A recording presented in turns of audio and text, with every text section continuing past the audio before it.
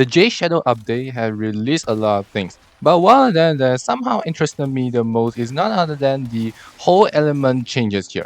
You see, I never really put too much attention until when I saw the mission where they notify which element is the best. I realized that, oh, they already released this. So I think I need to revalue all those elements and see that which element somehow changes a lot and which don't. And did these changes somehow make them stronger or weaker? So, without further ado, let's hop right into it. One of the biggest changes here is that the enemy won't take many element super effective damage as before. In the past, you know that one enemies can be divided into several categories which have their own uniqueness, where somehow for Grenier you know that they're clone flash, and for Corpus they have flash, so for Grenier they will take viral damage 3 times more effective, but for Corpus it is a toxin damage they take 3 times more effective. But now they change everything that only a specific element will do extra damage against certain enemies, while some of them may still have some resistance. These changes here makes the super effective damage not as good as before, as we know that in the past certain elements become one of the top users like corrosive heat and virus slash so that we can do great damage, but this new element damage system somehow still good enough because I think that the changes here help out a lot, especially for blast damage. Remember before that time, blast damage being resisted by both ferrite and alloy armor so hard that it cannot even do great damage? Well, that's not a problem anymore because right now, since the armor didn't really take part in the place. In other words, the extra damage reduction won't be applied anymore. It just armor itself. And this is why I think that this new damage system somehow help out certain elements a lot. But it's not just only about the new damage system. Certain elements also received their own changes where somehow they became even stronger. All the primary elements don't change that much except for cold damage, where not just only freeze enemy, but you can also frozen up an enemy after 3 seconds when you reach up to max stack. This is quite useful when you want to crowd control. Oh, and did you remember that? Cold proc maximum stacks increased back from 8 to 10, which is somehow very useful as before that time 8 proc somehow proc very fast to max stack, but it also affects certain mods that we needed to, which like the secondary shiver, which you can gain only 360% damage at maximum in the past because of 8 stacks, but now with 10 stacks the value is much higher than your usual Acolyte Arcanes, which somehow I feel like this is quite a good one.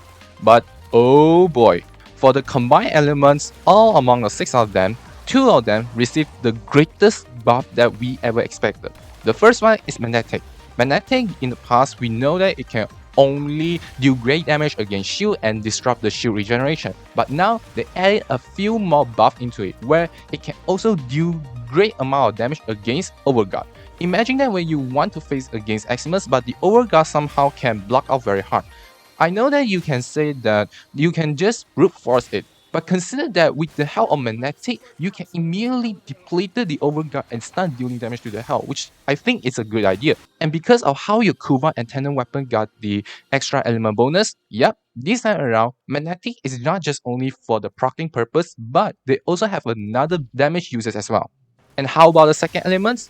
That is Blast. Remember, Blast in the past can only reduce accuracy of enemies. Well, that one is quite useless because we know that we can dodge very well, so that one just minor to no buff at all. But now they change Blast into they can cause a mini explosion. This also means that Blast considered as one of the damaging element like the other 5 elements, which is Slash, Heat, Toxin, Electricity, and Gas. Now we have 6 in total and just based on what you want. But what makes Blast so interesting is that compared to Gas that usually focus on the AoE dot damage, Blast however act as an instant AoE damage. I tried with myself several times and I found that despite Gas can do great damage, but because of the slowness and due to several factors, I found that Blast damage are much better compared to Gas damage in terms of AoE damage. I didn't test out too much yet, so this one still need time to rethink about it, but I can clearly see that Blast have not just only become stronger, but it's much better compared to Gas, at least in the few scenarios I mean. And so there you have it. The new element system somehow makes the whole game become much more interesting now, as I didn't expect that not just only the old meta, some of the elements managed to rise up again, and oh boy, I just didn't know that Warframe can play it like this. Especially for Blast, you never expected that Blast had become so strong that it somehow become a meta.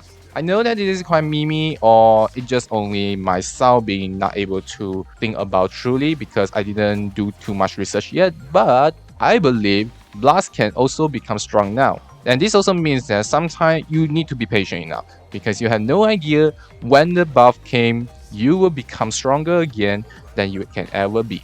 If this is your first time watching, why not leave a like and subscribe to my channel so that you won't miss out any news context from me. Why not leave your comments down below if you got any ideas or thoughts you want to share with all of us.